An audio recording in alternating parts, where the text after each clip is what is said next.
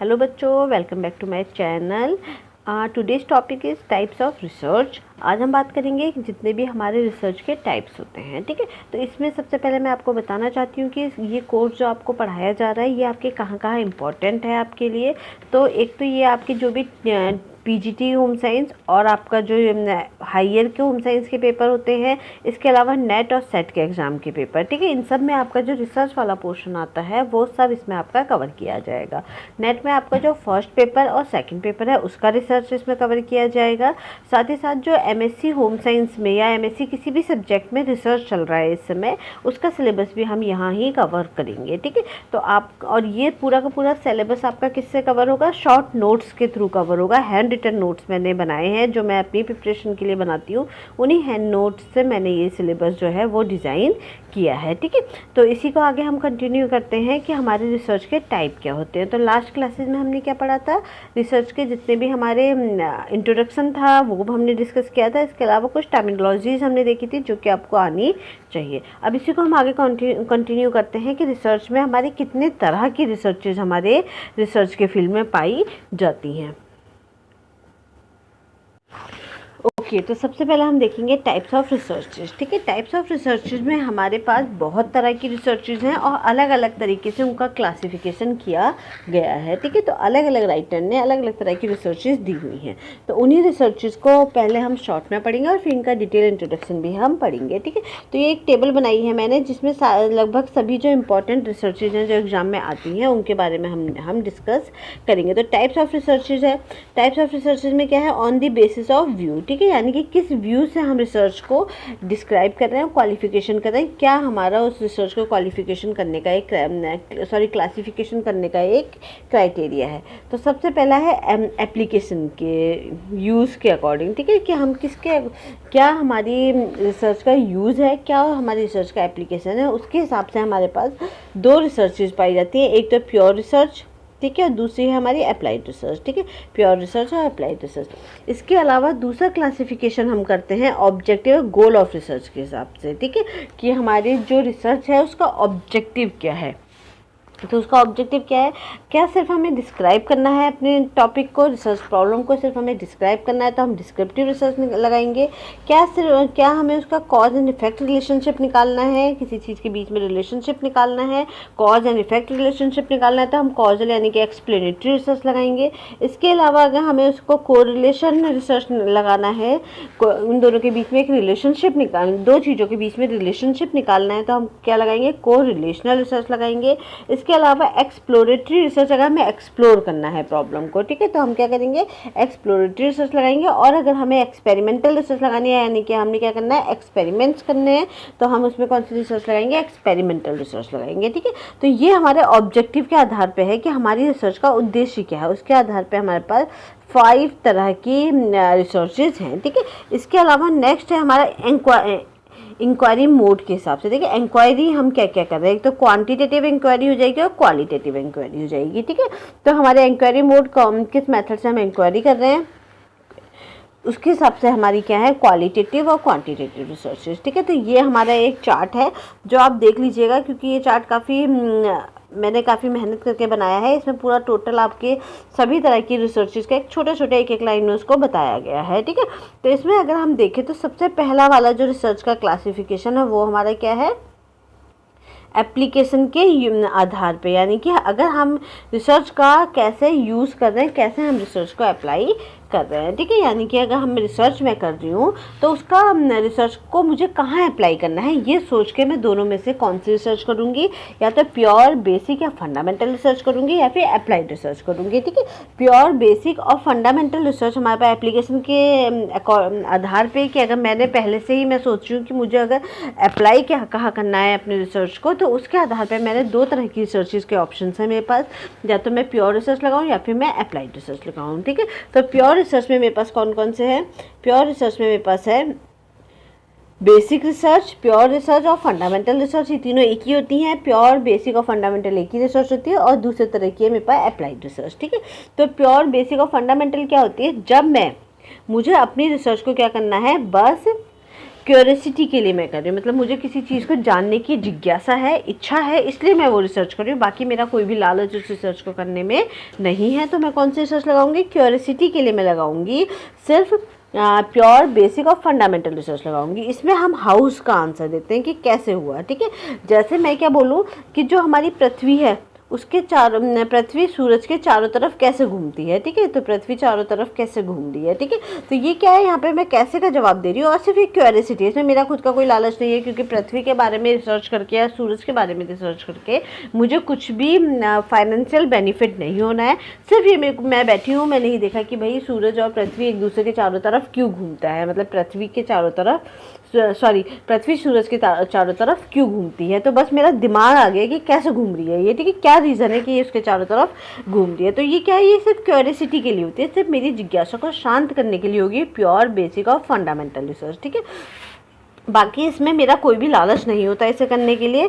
Knowledge gain information enhancer, ठीक है। ये क्या करता है, ये आपकी नॉलेज को बढ़ाने का काम करता है, ठीक है। ये वाली जो आपकी रिसर्च है इसका काम क्या होता है कि आपको क्या करेगा, ये नॉलेज गेन करने के और इन्हेंस करने के काम ये करता है। आपकी जितनी भी, आप ये देखोगे आपके पास जितनी भी इंफॉर्मेशन है, जो भी नॉलेज है, वो कहीं ना कहीं प्योर बेसिक रिसर्च से ही आपके पास आई हुई है, ठीक है।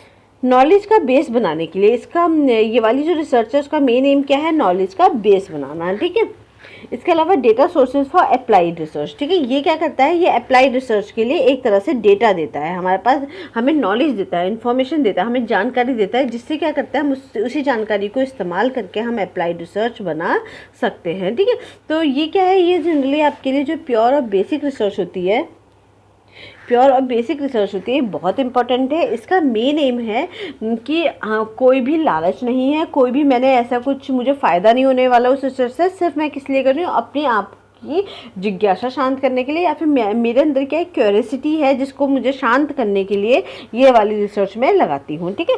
तो जैसे कि आपका जो आइंस्टाइन ने क्या किया था, एप्पल को गिरते हुए देखा था, ठीक है, नीचे ज़मीन पे, तो उसको कोई फ़ायदा तो हुआ नहीं उस रिसर्च से। उसने गुरुत्वाकर्षण के पूरे नियम ढूंढे और पूरा वो जो भी रिसर्च में उन्होंने काम किया उससे उनको कुछ फ़ायदा नहीं हुआ। तो वो कौन सी रिसर्च थी, वो आपकी प्योर रिसर्च थी। जो हम अपनी रिसर्च किसके लिए करते हैं, सिर्फ अपने नॉलेज को बढ़ाने के लिए करते हैं, और उसका रीज़न क्या है कि क्यूरियोसिटी होती है मेरे अंदर कि मुझे ये चीज़ सीखनी है।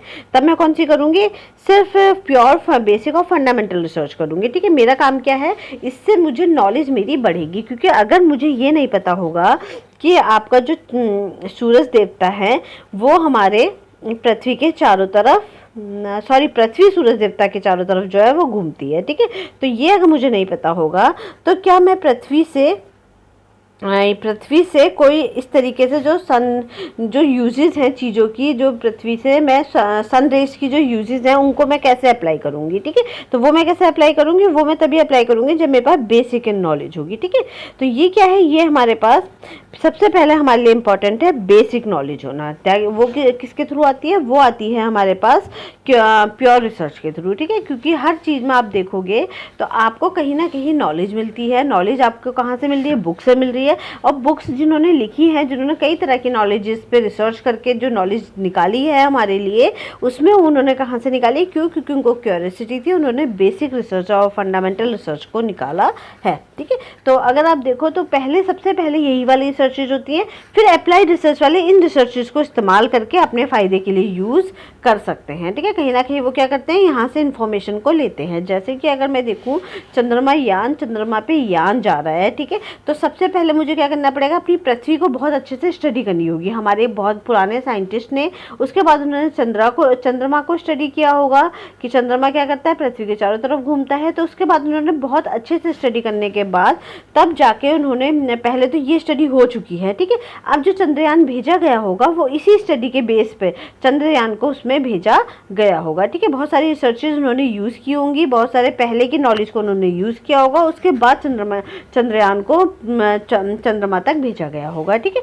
तो ये क्या है, ये बेसिक, प्योर बेसिक और फंडामेंटल रिसर्च हैं जो क्या करती है, सिर्फ हमें नॉलेज देने का काम करती हैं, हमारी नॉलेज को बढ़ाती है, हमारी जानकारी को बढ़ाती है, बाकी इनका कोई भी लालच नहीं होता है। और सिर्फ ये रिसर्चेस क्यों की जाती है, क्योंकि हमारे अंदर क्या होती है, क्यूरियोसिटी होती है, हमारे अंदर एक जिज्ञासा होता है चीज़ों को जानने के लिए। ठीक है, अप्लाइड रिसर्च हम क्यों करते हैं, प्रैक्टिकल एप्लीकेशन के लिए। ठीक है, अप्लाइड रिसर्च हम कहाँ करते हैं, जब हमें प्रैक्टिकली उस इन्फॉर्मेशन को, जो भी मैं रिसर्च कर रही हूँ, उसे मुझे क्या करना है, प्रैक्टिकली इम्प्लीमेंट करना है, उसे प्रैक्टिकली यूज़ करना है। इसमें हम जवाब क्या ढूंढते हैं, वाई का। ठीक है, क्यों हुआ ये। ठीक है, तो हमारा जनरली अप्लाइड रिसर्च में हम किसका आंसर ढूंढ रहे हैं, वाई का आंसर हम इसमें ढूंढ रहे हैं। ठीक है, तो ये हमारा क्या है, ये हमारा अप्लाइड रिसर्च हम लोग कहीं ना कहीं इस्तेमाल करने के लिए इन रिसर्चेस को हम पहले से ही सोचे रहते हैं कि हमें जो इसकी फाइंडिंग्स आएगी उसको हमें यहाँ इस्तेमाल करना है। ठीक है, जैसे कि अगर मैं ये देखूँ कि हमारे देश में कितने बच्चे जो है माल नरिश्ड हैं। ठीक है, तो जो मैं माल नरिश्ड देखने जा रही हूँ, उसके बाद मैं क्या बनाऊंगी, प्रोन माल नरिश्ड बच्चों के ऊपर रिसर्च करूंगी।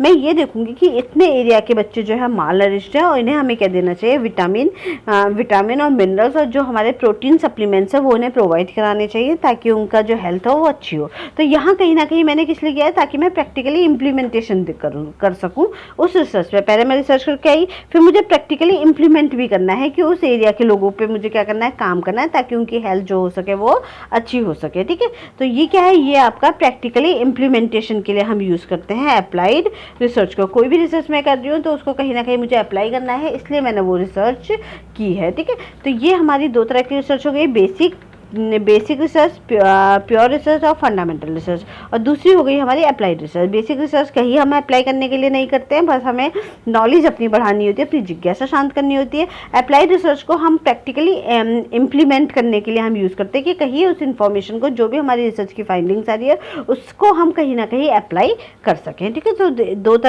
तरह के मेथड ही हो गए। अगर हम इसके बाद ऑब्जेक्टिव यानी कि गोल के आधार पर देखें तो हमारे पास कितने तरह की रिसर्चेज हैं, हमारे पास हैं फिर ये 5 टाइप्स की रिसर्चेज। ठीक है, अगर हम देख रहे हैं ऑब्जेक्टिव के आधार पे। ठीक है, अभी हम ये डिटेल में भी पढ़ेंगे अच्छे से आगे।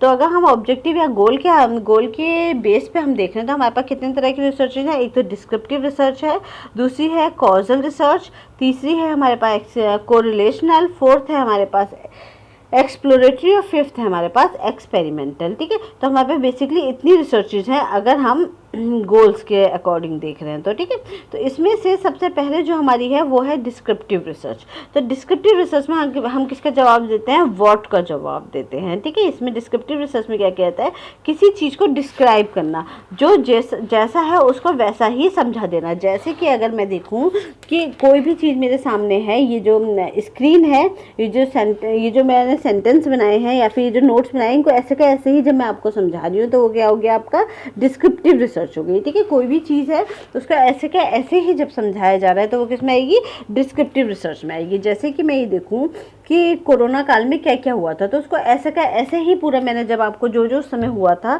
वो बिल्कुल एक जैसा हुआ था, जैसे का तैसा मैंने आपको बिल्कुल क्या कर दिया, समझा दिया। तो वो क्या है, वो आपका डिस्क्रिप्टिव रिसर्च हो गया। उसमें मैंने अपना कुछ पॉइंट ऑफ व्यू नहीं रखा, जो हुआ था ऐसे का ऐसे ही मैंने आपको समझा दिया। तो वो कौन सी डिस्क्रिप्टिव रिसर्च है। इसमें वर्ड का जवाब देते हैं, जो जैसा है उसको वैसा ही समझाना। ठीक है, वो जो जैसा हुआ है उसको वैसा ही समझा देना। ठीक है, चाहे किसी के बारे में आप बात करो, जैसे केस स्टडी आपका एक एग्जाम्पल है। अगर मैं केस स्टडी कर रही हूँ, मैं ये देख रही हूँ कि कोई कंपनी कैसे काम कर रही है। ठीक है, तो उस जैसे भी वो काम कर रही है उसको बिल्कुल मैंने वैसे का वैसे ही अपनी केस स्टडी में लिख दिया। तो वो कौन सी रिसर्च कहलाएगी, डिस्क्रिप्टिव रिसर्च कहलाएगी। ठीक है, डिस्क्रिप्टिव रिसर्च के बाद एनालिटिकल रिसर्च भी लगाते हैं, जब चीज़ों के बारे में थोड़ा बहुत जानते हैं तो। ठीक है, इसमें क्या है, हम डिस्क्रिप्टिव रिसर्च कब लगाएंगे, जब चीज़ों के बारे में हम थोड़ा बहुत जानते हैं, थोड़ा बहुत हमें पता है और बाकी जानकारी हमें निकालनी है, तो वो किस में आएगा, डिस्क्रिप्टिव रिसर्च में आएगा। ठीक है, तो डिस्क्रिप्टिव रिसर्च के बाद हम कौन से लगाते हैं, एनालिटिकल रिसर्च लगाते हैं। ठीक है, एनालिटिकल रिसर्च लगाते हैं। एनालिटिकल रिसर्च का मतलब क्या है कि जो हमने डिस्क्राइब की है चीज़, फिर उसको एनालिसिस भी करेंगे कि अगर ऐसा हुआ था तो क्यों हुआ था, तो अपने पॉइंट ऑफ व्यू में रख करके हम उस चीज़ को एनालिसिस भी कर सकते हैं। ठीक है, तो पहले तो हमने डिस्क्राइब कर दिया कि ऐसा ये प्रोसेस हुई थी कोरोना काल में, आपके इतने लोग अनएम्प्लॉयड हुए, इतने लोगों ने सुसाइड किया, हमने ऐसे कैसे ही डिस्क्राइब कर दिया। उसके बाद हमने एनालिसिस भी किया। उसका एनालिसिस कैसे किया कि अगर लोग अनएम्प्लॉयड हुए हैं तो उनके पास इकोनॉमिकली प्रॉब्लम थी, जिसके चलते उनके खर्चे नहीं चल रहे थे, तो उन्होंने क्या किया, सुसाइड का ऑप्शन लिया। ठीक है, तो ये क्या है, डिस्क्रिप्टिव रिसर्च के बाद एनालिटिकल रिसर्च भी हम लगाते हैं, ठीक है। फिर है हमारा जब, और डिस्क्रिप्टिव रिसर्च हम कब लगाते हैं, जब जो है डिस्क्रिप्टिव रिसर्च हम कब लगाएंगे, जब चीज़ों के बारे में हम थोड़ा बहुत जानते हैं, ठीक है। तो तब हम कौन से लगाते हैं, डिस्क्रिप्टिव लगाते हैं। जब चीज़ों के बारे में सब कुछ जानते हैं तो हम कौन से लगाते हैं, कॉज एंड इफेक्ट रिलेशनशिप लगाते हैं। और जब चीज़ों के बारे में हम कुछ भी नहीं जानते तो एक्सप्लोरेटरी रिसर्च लगाते हैं, ठीक है। तो ये हमारे ये याद रखना है कि जब हमें थोड़ा बहुत जानते हैं तो हम डिस्क्रिप्टिव लगाएंगे, जब हम बहुत सभी कुछ जानते हैं तब हम कॉजल लगाएंगे, और जब हम कुछ भी नहीं जानते हैं तो हम कौन सी रिसर्च करेंगे, एक्सप्लोरेटरी रिसर्च करेंगे, ठीक है। तो जैसे डिस्क्रिप्टिव रिसर्च में थोड़ा बहुत हमें पता था, थोड़ा बहुत हमने उसके बारे में पता कर लिया। फिर दूसरी है हमारी कॉजल एक्सप्लेनेटरी रिसर्च, ठीक है। कॉजल या फिर एक्सप्लेनेटरी रिसर्च, इसका एक कॉजल को ही हम क्या बोलते हैं, एक्सप्लेनेटरी रिसर्च भी इसको बोलते हैं। तो कॉजल रिसर्च में क्या होता है, कॉज एंड इफेक्ट रिलेशनशिप, ठीक है। कौन सा रिलेशनशिप है, कॉज एंड इफेक्ट रिलेशनशिप, ठीक है। कॉज एंड इफेक्ट रिलेशनशिप में क्या होता है, हम क्या निकालते हैं कि कॉज और इफेक्ट निकालते हैं, ठीक है। यानी कि हमारा जैसे कि हमारा जो स्मोकिंग के कारण, यानी कि जो धूम्रपान होता है उसके कारण कैंसर हो रहा है, ठीक है। तो हम क्या निकाल रहे हैं, दोनों के बीच में कॉज एंड इफेक्ट रिलेशनशिप निकाल रहे हैं, ठीक है। तो ये क्या है, ये हमारे भी हम इसमें क्या करते हैं, cause and effect relationship between variable, दो चीज़ों के बीच में हम क्या निकालते हैं, कॉज एंड इफेक्ट रिलेशनशिप निकालते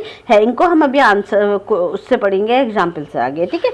तो इसका क्या हो गया आपका, जब चीज़ों के बारे में सब कुछ जानते हैं तो हम कौन से लगाएंगे, कॉज एंड इफेक्ट रिलेशनशिप, यानी कि हमारा कौन से रिसर्च लगाएंगे, हम एक्सप्लेनेटरी रिसर्च लगाएंगे, ठीक है। फिर है कोरिलेशनल रिसर्च। कोरिलेशनल रिसर्च कौन सी होती है, जब हम दो वेरिएबल्स के बीच में या फिर किन्हीं भी दो चीज़ों के बीच में हम क्या निकालते हैं, रिलेशनशिप निकालते हैं कि relationship between family environment and academic achievement. तो हम क्या कर रहे हैं, फैमिली इन्वायरमेंट और एकेडमिक अचीवमेंट के बीच में क्या निकाल रहे हैं, रिलेशनशिप निकाल रहे हैं। तो कौन सी रिसर्च लगेगी, यहाँ पे कोरिलेशनल रिसर्च लगेगी, ठीक है। फिर है रिलेशनशिप बिटवीन वेरिएबल, इसमें दो चीज़ें जो भी हमारे पास हैं उनके बीच में हम क्या निकालेंगे, रिलेशनशिप निकालेंगे, ठीक है। नॉन एक्सपेरिमेंटल रिसर्च हम इसे बोलते हैं। कोरिलेशनल हमारे पास क्या है, नॉन एक्सपेरिमेंटल रिसर्च ये होती है, ठीक है। फिर इसके बाद नेक्स्ट है हमारी एक्सप्लोरेटरी रिसर्च।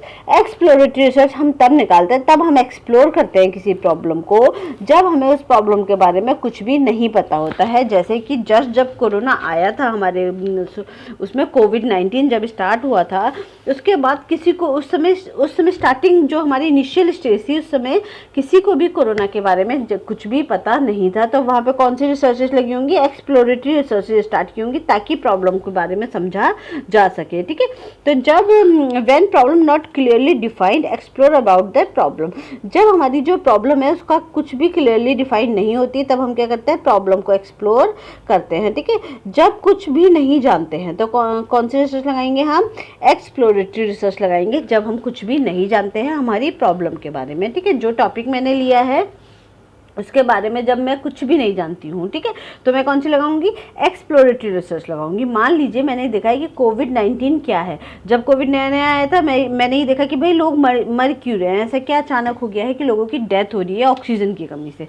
तब मैं कौन सी रिसर्च लगा रही थी, एक्सप्लोरेटरी लगा रही थी, ठीक है। फिर जब थोड़ा थोड़ा मुझे पता चल गया कि भाई ये कोविड-19 है, धीरे धीरे हमें पता चलने लग गया, तब मैं कौन सी लगा रही हूँ, तब मैं डिस्क्रिप्टिव लगा रही हूँ कि आखिर था क्या वो, ठीक है, जो हुआ था वो क्या था। तो उसके बारे में थोड़ा मुझे पता था, और भी ज़्यादा मैं उस चीज़ों को एक्सप्लेन कर रही हूँ। जब मुझे सब कुछ पता चल गया कोविड के चलते, तब मैं कौन सी लगाऊंगी, तब मैं कॉज एंड इफेक्ट रिलेशनशिप लगाऊंगी कि कोविड के चलते लोगों के लाइफ में क्या इफेक्ट आया, ठीक है। कोविड के चलते क्या इफेक्ट्स लोगों की लाइफ में आया, तब कौन सी लगाऊंगी, कॉजल रिसर्च, यानी कि कॉज एंड इफेक्ट रिलेशनशिप वाली रिसर्च में लगाऊंगी, ठीक है। तो ये आपकी रिसर्च होगी। इसके बाद है एक्सपेरिमेंटल रिसर्च, ठीक है।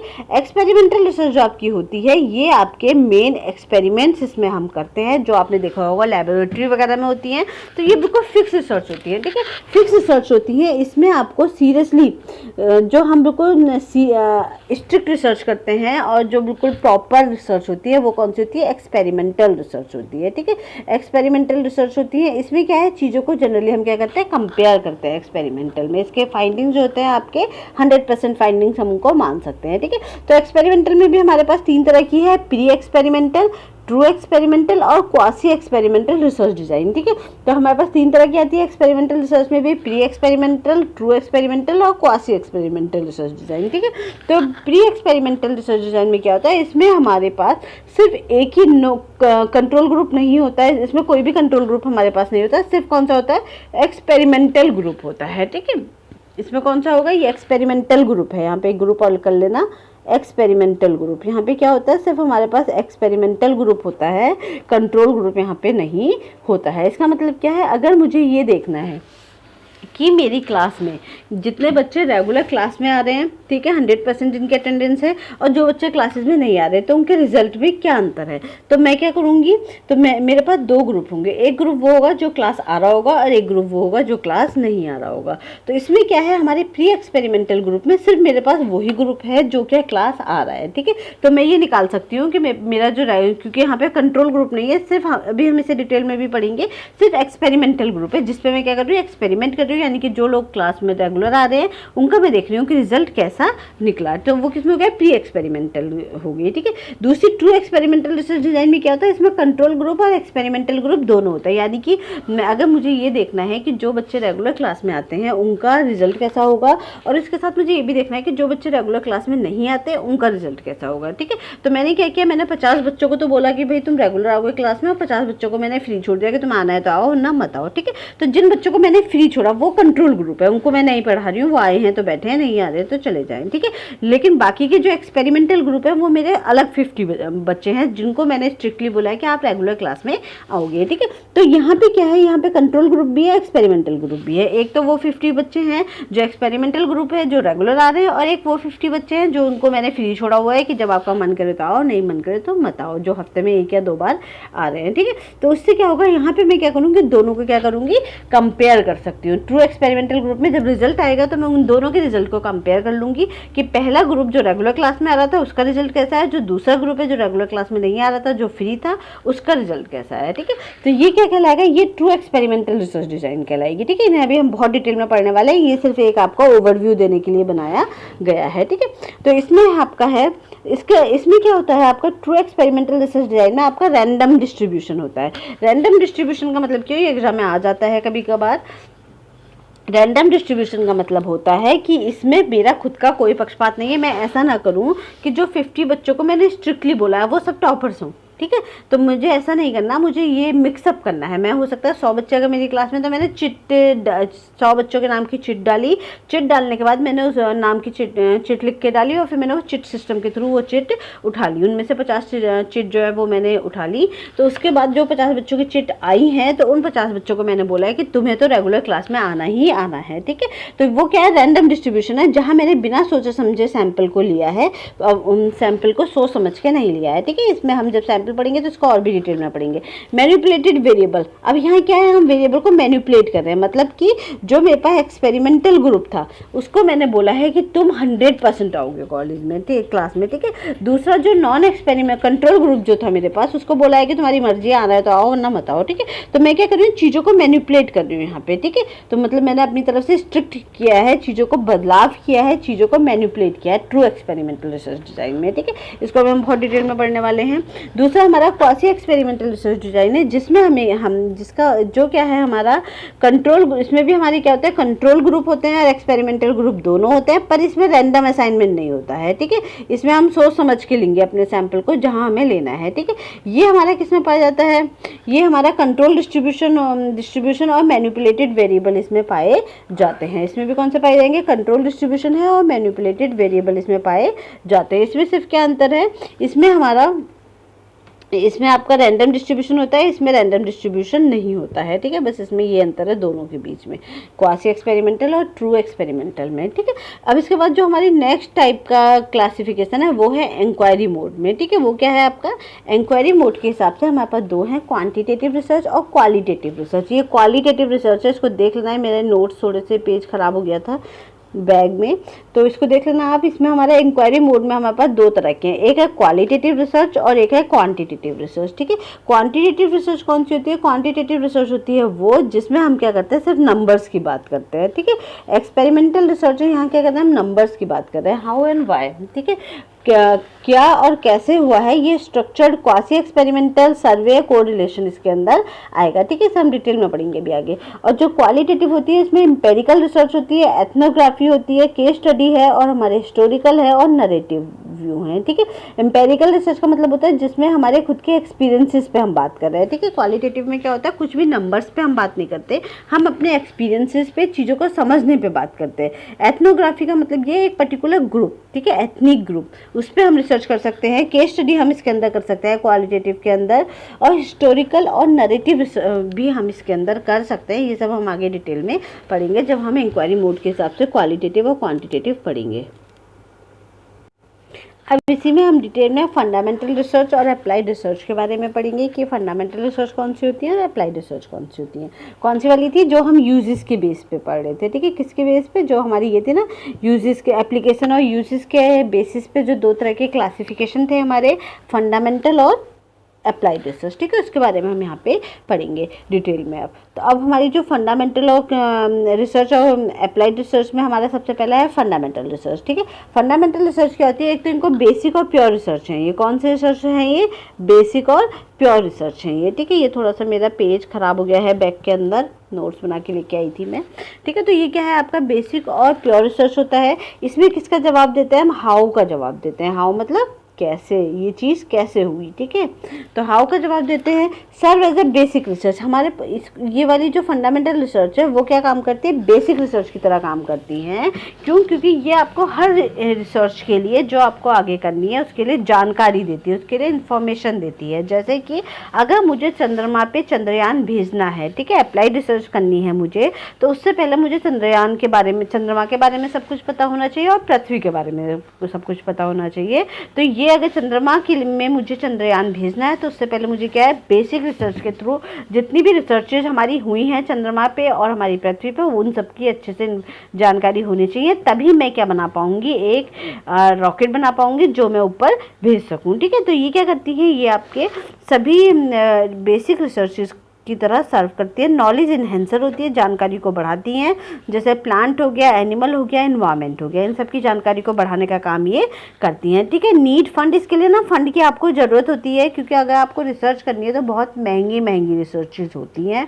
तो उसके लिए ज़रूरी है कि आपको कोई फंड करे, क्योंकि इससे आपको कोई पैसा तो मिलता नहीं है, या ये भी नहीं है कि इससे आपको कोई बेनिफिट होगा, इकोनॉमिक बेनिफिट होगा। तो इतनी रिसर्च करने के लिए आपको किसकी ज़रूरत होती है, फंड की ज़रूरत होती है। तो गवर्नमेंट इसके लिए कई तरह के फंड जो है वो देती है।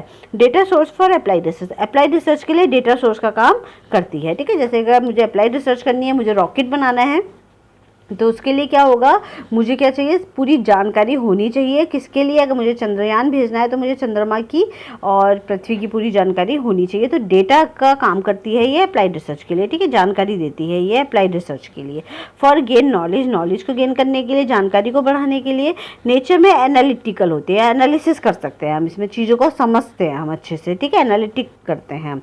ठीक है, work for welfare of human and animal. ठीक है, ये क्या है, हमारे ह्यूमन और एनिमल के वेलफेयर के लिए काम करता है। किसके लिए काम करता है, ह्यूमन और एनिमल के वेलफेयर के लिए काम करता है। और लार्ज स्केल पे होती है वाली रिसर्च, किसमें होती है, लार्ज स्केल के लिए पे होती है। नेशनल लेवल पे हो सकती है, स्टेट लेवल पे हो सकती है। और ये क्या है, हमारे नेशनल रिसोर्सेज के द्वारा ये होती है। जैसे कि जब मैं पीएचडी कर रही थी तो उस समय क्या था, हमारे जो पूरा जिस एरिया से मैं पीएचडी कर रही थी उस पूरे स्टेट में मैं फ्री में कहीं भी घूम सकती थी। ठीक है, तो हमारे स्टेट में ये उत्तराखंड में ये वो है, एक आपको कार्ड बनवाना होता है, तो जितने भी रिसर्च स्कॉलर हैं वो पूरे उत्तराखंड में फ्री में घूम सकते हैं। आप किसी भी उत्तराखंड परिवहन में आपको वो देने की ज़रूरत नहीं है, आपका पास बन जाता है कहीं भी। तो ये क्या है, आपके लोकल रिसोर्सेज आपको मिल जाते हैं अपनी रिसर्च का काम करने के लिए। ठीक है, बेसिस फॉर अदर्स रिसर्च, ये और रिसर्चेज का क्या होता है, बेसिस होती है ये। ठीक है, और रिसर्चेज के लिए क्या है, बेसिस होती है। कैन बी जनरलाइज, जनरलाइज का मतलब क्या होता है कि अगर मैं जो रिसर्च कर रही हूँ उसको मैंने सैंपल पे रिसर्च किया, मतलब कुछ लोगों पे जो मैंने रिसर्च किया उसको मैं ये कह सकती हूँ कि उसकी जो फाइंडिंग्स है वो सब पे अप्लाई होती है। ठीक है, यानी कि कम लोगों की से जो मुझे फाइंडिंग मिल रही है वो मैं ये कह सकती हूँ कि वो सब पे अप्लाई है। ठीक है, तो उसको क्या बोलते हैं, जनरलाइजेशन बोलते हैं। ठीक है, इसको भी हम आगे और डिटेल में भी पढ़ेंगे। ठीक है, ओनली कॉन्सेप्ट बेस्ड, इसमें क्या है, ये कॉन्सेप्ट्स को क्लियर करने का काम करती है ये, ठीक है। क्यूरियोसिटी के लिए होती है ये, क्यूरियोसिटी यानी कि आपकी जानकारी को बढ़ाने के लिए होती है, और नॉलेज का बेस बनाने के लिए होती है। इसका मेन काम क्या है, नॉलेज का बेस बनाना, ताकि ज़्यादा से ज़्यादा आप क्या हो, नॉलेजेबल हो। आपकी बुक्स पढ़ो, आप बुक्स में ज़्यादा से ज़्यादा इन्फॉर्मेशन हो। वो इन्फॉर्मेशन कहाँ से आती है, फंडामेंटल रिसर्च से आती है, ठीक है, ताकि आपको ज़्यादा से ज़्यादा क्या मिले, इन्फॉर्मेशन मिले। फिर इसी तरीके से अप्लाइड रिसर्च है। अप्लाइड रिसर्च आपकी क्या होती है, जनरली हम इसको किसके लिए करते हैं, प्रैक्टिकल एप्लीकेशन करने के लिए हम इस रिसर्च को करते हैं। इसका ये किसका जवाब देती है, ये वाई का जवाब देती है। किसका जवाब देती है, क्यों, ठीक है, वाई का ये जवाब देती है। ये आपका सिंथेसिस इन नेचर, नेचर में क्या होता है, ये सिंथेसिस है, कुछ आप इससे क्रिएट करते हो, सिंथेसिस करते हो, बनाते हो कुछ, ठीक है। प्रॉब्लम को सॉल्व करने का काम करती है ये। क्या क्या काम करती है ये, प्रॉब्लम को सॉल्व करने का काम करती है, ठीक है, कोई भी प्रॉब्लम को सॉल्व करने का काम करती है। एक्शन ओरिएंटेड है कि इससे आपको क्या मिलेगा, एक्शन मिलेगा। जैसे कि मैं क्या करूं, मैं देख रही हूं कि मेरे जो स्टेट है, यहाँ के जो बच्चे हैं बहुत वीक हैं, तो मैंने ये प्रॉब्लम देखी, उसको सॉल्व करने के लिए मैंने उस एरिया में रिसर्च की कि उनकी ईटिंग हैबिट्स क्या है। जब उनकी ईटिंग हैबिट्स जो है निकल के आई कि उनकी ईटिंग हैबिट्स में प्रोटीन की बहुत ज़्यादा कमी है, तो मैंने क्या किया, उन्हें प्रोटीन के जो वो होते हैं सप्लीमेंट्स, उनको प्रोवाइड कराया। तो कहीं ना कहीं एक्शन ओरिएंटेड होती हैं ये वाली रिसर्चेज, ठीक है। टेक्निकल एप्लीकेशन पे हम कर सकते हैं, टेक्निकल एप्लीकेशन हम इसमें कर सकते हैं, ठीक है, टेक्निकली आप इसको अप्लाई कर सकते हो। Data collect from basic research, और इसमें क्या करते हैं हम, जो हमारे बेसिक रिसर्च से जो डेटा है उससे हेल्प लेकर के हम अप्लाइड रिसर्च को कर सकते हैं, ठीक है। स्मॉल एनालिसिस होता है इसका, बहुत ज़्यादा बड़े लेवल पे नहीं होती जितने लेवल पे बेसिक्स वाली हुई थी। रिजल्ट ओरिएंटेड रिसर्च है, ठीक है, रिजल्ट ओरिएंटेड रिसर्च होती है। तो मेन इसका क्या है, रिजल्ट को, और रिजल्ट के लिए हम इस रिसर्च को करते हैं कि हमें क्या चाहिए, एक रिजल्ट चाहिए, उसके लिए हम बेसिकली ये वाली रिसर्च कर रहे हैं। जबकि वो वाली जो हमारी पहली वाली रिसर्च थी बेसिक वाली, वो हम सिर्फ इन्फॉर्मेशन के लिए करें, तो जानकारी बढ़ाने के लिए। इसमें हमें कुछ ना कुछ रिजल्ट चाहिए होता है। इसको हम मार्केट रिसर्च भी कह सकते हैं। क्या कह सकते हैं, मार्केट रिसर्च भी हम इसको कह सकते हैं, ठीक है। तो ये आपके पास है। अब इसी का एक टाइप होता है हमारा action research. Action research exam में कई बार आता है। अप्लाइड रिसर्च का ही एक टाइप है हमारा एक्शन रिसर्च, ठीक है। तो ये एक्शन रिसर्च एग्जाम में कई बार आप पूछा गया है। एक्शन रिसर्च क्या होता है, ये स्मॉल स्केल इंटरवेंशन है, स्मॉल स्केल इंटरवेंशन है अप्लाइड रिसर्च, ठीक है। तो इसमें क्या है, आपका बहुत छोटे स्केल पे होता है, लोकल लेवल पे हम करते हैं एक्शन रिसर्च। जैसे कि मैं देखूं, मेरी क्या है, मेरी एक शॉप है, ठीक है, या फिर मैं अपना एक कॉलेज चला रही हूँ, तो उस कॉलेज में मैं ये देखूं कि मेरे कॉलेज में आजकल एडमिशन क्यों कम हो गए हैं, ठीक है। तो छोटे स्केल पे मैं रिसर्च कर रही हूँ। तो इसमें क्या होगा, जब मुझे पता करना है कि मेरे कॉलेज में एडमिशन क्यों कम होते जा रहे हैं, तो उसके लिए मैं क्या करूँगी, उसके लिए मैं एक छोटा सा क्वेश्चनेयर बनाऊँ, लोगों के पास जाऊँ, इंटरव्यू लूँ, उनसे बात करूँ, और बात करके मैं आ जाऊँ और एक फाइंडिंग्स निकाल लूँ कि क्या रीजंस है कि मेरे कॉलेज में एडमिशन इतने कम हो रहे हैं। तो मुझे क्या मिलेगा, एक रिजल्ट मिल जाएगा कि आपके इन रीजंस के चलते आपके कॉलेज में बच्चे नहीं आना चाहते हैं, ठीक है। तो वो क्या है, वो एक्शन रिसर्च है, ठीक है, क्लियर हो गया। तो ये स्मॉल स्केल इंटरवेंशन में होती है, छोटी स्केल पे होती है। इसको जनरली हम लोकल स्केल पे करते हैं, ठीक है, बेस्ड ऑन सिस्टमेटिक अप्रोच। ये भी सिस्टमेटिक अप्रोच पे ही बेस्ड होती है, लेकिन इसमें बहुत ज़्यादा लिखा पढ़ी नहीं होती है, बहुत ज़्यादा स्टेप्स नहीं होते हैं। एक्शन रिसर्च में शॉर्टकट में करते हैं हम इसे, ठीक है, बहुत ज़्यादा इसमें बहुत बड़ा असाइनमेंट नहीं बनाएंगे, थीसिस नहीं बनाएंगे। तो इसमें हम क्या करते हैं, हम इसमें शॉर्टकट करते हैं कि हमें एक प्रॉब्लम है, उस प्रॉब्लम के समाधान के लिए हम करते हैं एक्शन रिसर्च, ठीक है। Based on systematic approach real life problem solution के लिए होती है। किस लिए होती है ये, रियल लाइफ प्रॉब्लम सॉल्यूशन के लिए ये वाली होती है, ताकि जो आपकी रियल लाइफ की जो प्रॉब्लम है उसका आप समाधान कर सको। क्विक रिजल्ट आप इसमें निकाल लेते हो, ठीक है, जल्दी से आप इसमें रिजल्ट निकाल सकते हो। आपके पास एडमिशन कम हुए, आप गए अपने घर के आसपास के 500 लोगों के या 200 लोगों में आपने जाकर के रिसर्च कर ली, फटाफट जाकर के आप अपने बात कराया, उनसे डेटा कलेक्ट करके लेके आया, आपने फाइंडिंग कर लिया, आपने उसका समाधान निकाल लिया कि हाँ ये रीजन हो सकता है ट्रांसपोर्ट की प्रॉब्लम के चलते। तो आपने क्या किया, अपने कॉलेज के लिए एक प्रॉपर ट्रांसपोर्ट फैसिलिटीज़ बना दी, जिससे आपके रिजल्ट की जो आपके एडमिशन की जो प्रॉब्लम थी वो क्या हो गई, सॉल्व हो गई, ठीक है। तो ये क्या है, ये अप्लाइड रिसर्च का ही एक टाइप है, और इसमें रिजल्ट क्या होता है, क्विक होता है, ठीक है। जबकि अप्लाइड रिसर्च अगर आप करोगे तो इसमें पूरा प्रोसीजर आपको फॉलो करना पड़ेगा। इसमें आपको इंट्रोडक्शन वाला चैप्टर भी पूरा बनाना पड़ेगा, इसके बाद रिव्यू ऑफ लिटरेचर भी करना पड़ेगा, उसके बाद मैथडोलॉजी भी पूरा करेगा। तो ये पूरा प्रोसीजर होता है। लेकिन जो एक्शन रिसर्च होती है, इसमें हम बहुत सारे स्टेप जो है वो स्किप कर देते हैं। बस जो ज़रूरी काम है जिससे हमारे पास फाइंडिंग्स आ जाए, रिजल्ट आ जाए, बस हम वो काम करते हैं। तो इसीलिए इसको मार्केट रिसर्च भी बोलते हैं। ठीक है, मार्केट रिसर्च हमारी अप्लाइड रिसर्च की जगह ज़्यादा हम एक्शन रिसर्च को बोलते हैं। ठीक है, तो ये क्या है आपका टाइप ऑफ अप्लाइड रिसर्च का एक टाइप है। ये मॉडल बेस्ड अप्रोच भी होता है। ऐसे एग्जाम में आ सकता है कि मॉडल बेस्ड अप्रोच कौन सी वाली रिसर्च है, तो क्या है एक्शन रिसर्च है। क्यों? क्योंकि हम एक पर्टिकुलर मॉडल पे काम कर रहे हैं। इसमें छोटा सा हमने मॉडल ले लिया, लोकल मॉडल हमने बना लिया कि हमें क्या पता करना है कि एडमिशन की प्रॉब्लम हमें पता करनी है। तो ये क्या है, मॉडल बेस्ड अप्रोच है, प्रॉब्लम स्पेसिफिक मॉडल। ठीक है, एक पर्टिकुलर प्रॉब्लम को लिया, उस पर हम काम कर रहे हैं, बहुत छोटे स्केल पे हम इस पर काम कर रहे हैं। ठीक है, क्योंकि अगर मुझे ये देखना है कि मेरे कॉलेज में एडमिशन क्यों कम हो रहे हैं, तो अगर मैं अप्लाइड या ट्रू वाली लगाने बैठूंगी तो मुझे तो कई साल लग जाएंगे ये फाइंडिंग्स निकालने में कि रिजल्ट कम होने, एडमिशन कम होने के रीजंस क्या हैं। तब तक तो कॉलेज ही बंद हो जाएगा। ठीक है, तो मुझे क्या करना है, एक शॉर्टकट वो निकालना है। वो शॉर्टकट क्या है, हमारा एक्शन रिसर्च है, ताकि मुझे फटाफट मुझे पता भी चल जाए और मैं उसका सॉल्यूशन भी निकाल लूँ। ये क्या है, ये आपका सॉल्यूशन रिसर्च है। ठीक है, क्योंकि इससे क्या मिलती है आपको, समाधान मिलता है।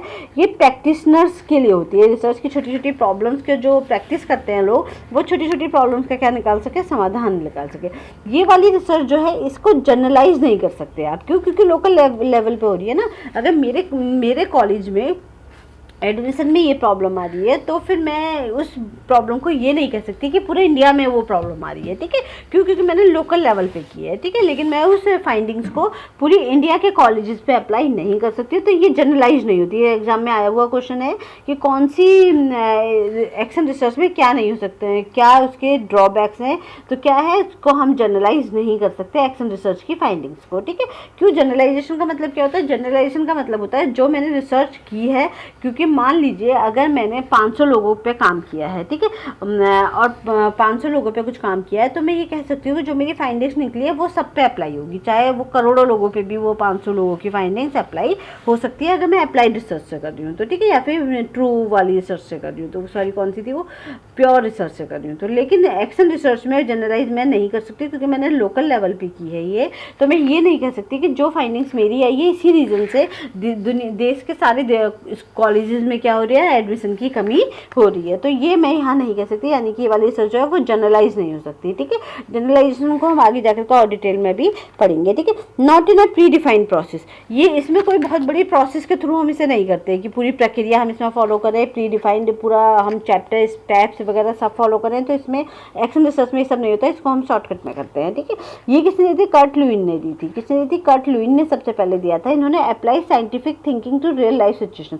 इन्होंने क्या किया था, जो साइंटिफिक थिंकिंग है उसको रियल लाइफ सिचुएशन पे क्या किया था, अप्लाई किया था। ठीक है, यानी कि है ये साइंटिफिक ही, एक्शन रिसर्च क्या है, साइंटिफिक ही है। ऐसा नहीं है कि ये साइंटिफिक नहीं है ये साइंटिफिक ही, लेकिन शॉर्टकट में हमने अपने काम की चीज़ जो है शॉर्टकट में कर ली है। क्योंकि हर जगह जरूर पॉसिबल नहीं है कि हर छोटी छोटी समस्याओं का समाधान निकालने के लिए, रिसर्च करने के लिए छोटी छोटी चीज़ों पे आपको कोई चीज़ खोजनी है तो ये ज़रूरी नहीं है कि आप हर पॉइंट के लिए अप्लाइड रिसर्च करने या फिर एक्शन रिसर्च करने, वो सॉरी प्योर रिसर्च करने बैठो, क्योंकि उसमें तो कई साल लग जाएंगे, तब तक तो वो प्रॉब्लम खत्म ही हो जाएगी या फिर वो कंपनी ही डूब जाएगी तब तक। ठीक है, तो जनरली इसलिए हम इसको मार्केट रिसर्च भी करते हैं कि फटाफट हम इसमें काम कर लेते हैं। ठीक है, तो for solve immediate classroom problem की, इससे क्या है आपकी इमीडिएट क्लासरूम प्रॉब्लम भी क्या हो सकती है, सॉल्व हो सकती है। जैसे कि मैं देख रही हूँ कि मेरे क्लास में क्यों नहीं हम स्टूडेंट्स आ रहे हैं। ठीक है, तो अगर मैं ये देख रही हूँ कि मेरे क्लास में क्यों स्टूडेंट्स नहीं आ रहे हैं, तो मुझे ये पता करना होगा कि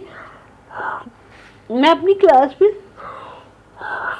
200 बच्चों से ये पता कर लूँ, 200 बच्चों से पता कर लूँ कि आखिर आप क्लास में क्यों नहीं आ रहे, तो फटाफट मुझे रिजल्ट निकल जाएगा। तो क्लासरूम की जो प्रॉब्लम है वो हाथ के हाथ क्या हो जाएगी, समाधान उसका निकल जाएगा, और जो भी उनकी प्रॉब्लम होगी उसका समाधान मैं हाथ के हाथ कर दूंगी। ठीक है, फिर classroom type solution on the spot research भी हम इसे बोलते हैं। ये कौन सी रिसर्च है, ऑन द स्पॉट रिसर्च है, बिल्कुल हाथ के हाथ अपने रिसर्च का समाधान निकालिए, बहुत लंबा प्रोसीजर हम इसमें नहीं करते हैं। ठीक है, क्लासरूम टाइप सॉल्यूशन है ये। ठीक है, छोटी छोटी प्रॉब्लम, जैसे क्लासरूम में कोई प्रॉब्लम है उसका समाधान हम कर सकते हैं।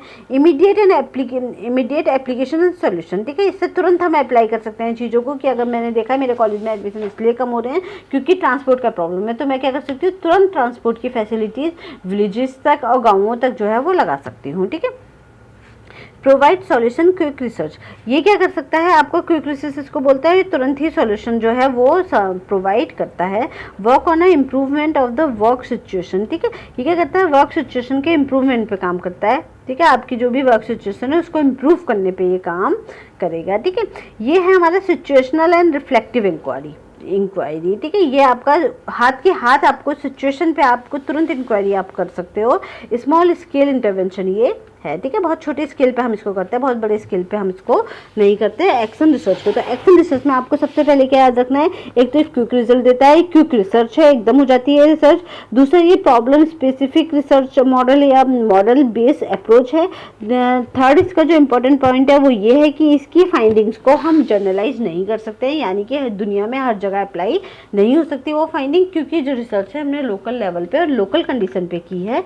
जरूरी नहीं है कि जो कंडीशन मेरे एरिया में है वो पूरी दुनिया में अप्लाई हो रही हो, ठीक है। तो ये क्या है, ये एक्शन रिसर्च की जो फाइंडिंग्स है वो हर जगह हम अप्लाई नहीं कर सकते हैं। तो आपके पास जो दो रिसर्चेस थी, एक थी फंडामेंटल रिसर्च, उसके बारे में हम पढ़ चुके हैं, अप्लाइड रिसर्च है, अब हमारी इसमें है अप्लाइड रिसर्च के कुछ स्टेप्स हैं, ठीक है। तो अप्लाइड रिसर्च के स्टेप्स क्या क्या हैं, सबसे पहले हम क्या करते हैं, प्लानिंग करते हैं, ठीक है। किसी भी रिसर्च में हम क्या करेंगे, सबसे पहले प्लानिंग करेंगे कि हमें करना क्या है, ठीक है।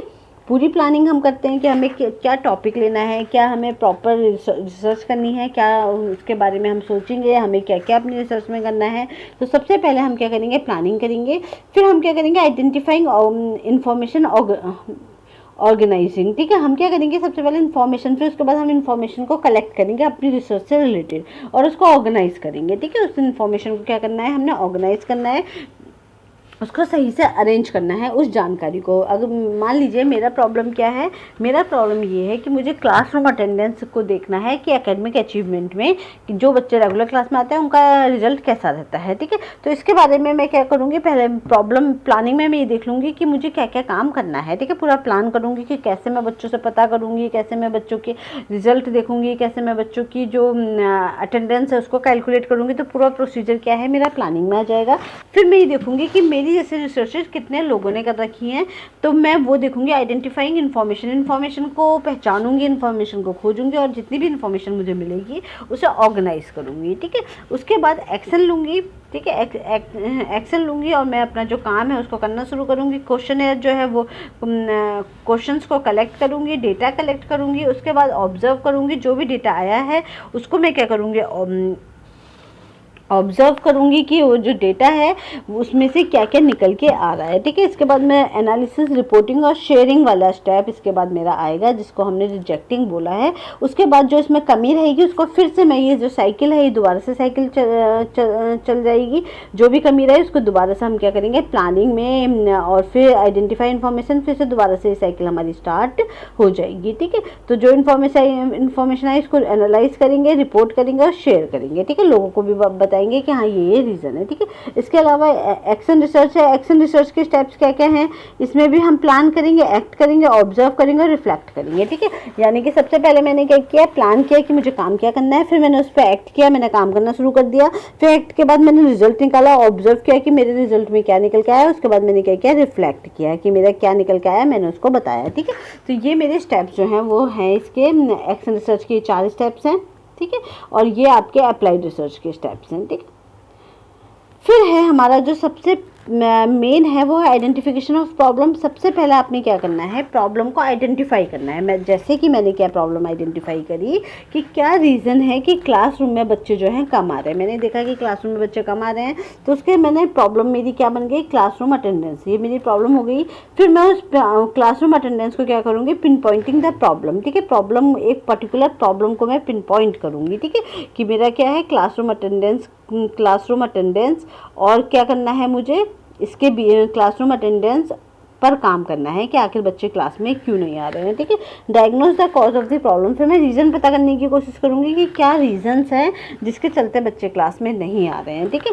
तो उसके लिए क्या करूँगी, मैं बच्चों को बुलाकर कौन सा क्वेश्चन भरवाऊँगी कि क्या रीज़न्स है कि वो कॉलेज नहीं आ रहे हैं। उसका रीज़न कई सारे हो सकते हैं। उसके बाद फॉर्मुलेशन ऑफ एक्शन हाइपोथेसिस, फिर मैं क्या करूँगी, एक हाइपोथेसिस बनाऊँगी। हाइपोथेसिस का मतलब क्या होता है कि मैं अपना खुद का एक सॉल्यूशन बना लूँगी। जैसे कि मैंने क्या बनाया, सबसे पहले मैंने प्रॉब्लम लिखी कि हमारा जो effect of classroom attendance effect तो मत डालो। हम क्या करेंगे, क्या हमें पता करना है क्लासरूम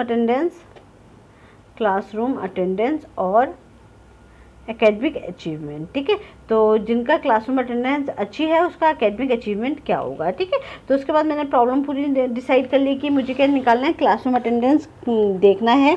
जिन लोगों का क्लासरूम अटेंडेंस होता है उनका पढ़ाई में और रिजल्ट कैसा आता है। ठीक है, फिर मैंने इसके रीजंस देखे कि जो लोग क्लास में नहीं आ रहे उसके क्या रीजंस हैं, और जो क्लास में आ रहे हैं उनकी क्या किस कारण से वो क्लास में आ पा रहे हैं। ठीक है, उसके बाद मैंने एक हाइपोथेसिस, अपनी खुद की एक हाइपोथेसिस बना करके रख ली। मैंने ये देखा, मैं अपना खुद का एक आंसर बना के रख लूँगी कि जो लोग क्लासरूम में आ रहे हैं उनका क्या है, उनका जो उनके रिजल्ट जो है वो अच्छे आएंगे। ठीक है, तो मैंने खुद का एक आंसर जो है अपने दिमाग में बना के रख लिया, उसको क्या बोलते हैं, हाइपोथेसिस बोलते हैं। ठीक है, इसको भी हम आगे और डिटेल में पढ़ने वाले हैं।